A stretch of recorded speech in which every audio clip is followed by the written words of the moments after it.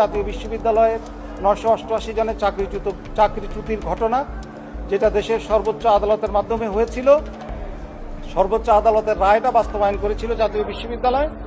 পরিবর্তিত পরিস্থিতিতে ৫ই আগস্টের পরে জাতীয় বিশ্ববিদ্যালয় সিন্ডিকেট সভায় সিদ্ধান্ত নেওয়া হয় যে এই বিষয়ে জাতীয় বিশ্ববিদ্যালয় নিজে আপিল করে অ্যাপেলেট ডিভিশনে তাদের পূর্বের রায়, যেটা দিয়ে এই ৯৮৮ জনের চাকরিচ্যুতি ঘটানো হয়েছে, সেটা রিভিউ করার সিদ্ধান্ত নিয়েছে।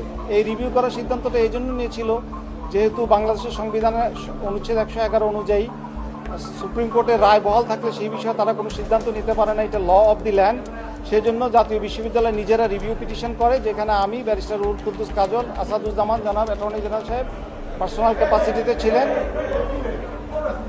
তো সেই মামলার আজকে শুনানি শেষে আজকে রায় ঘোষিত হয়েছে। আজকে রায়ের ফলে হাইকোর্ট ডিভিশনের প্রথম রায় ছিল যারা চাকরিচ্যুত হয়েছে তাদের পক্ষে, অর্থাৎ বলেছিল ওই পিরিয়ডের চাকরিটা বৈধ আছে।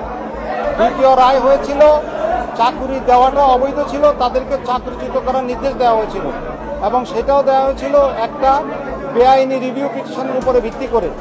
তো পরবর্তীতে যখন অ্যাপেলেট ডিভিশনে আসা হয়, তখন অ্যাপেলেট ডিভিশন হাইকোর্ট ডিভিশনের প্রথম রায়, যেই রায়তে বলা হয়েছিল যে তাদের চাকরি বৈধ, এবং দ্বিতীয় রায় যেখানে রিভিউতে বলা হয়েছিল চাকরি অবৈধ, দোনোটা বাতিল করে তখন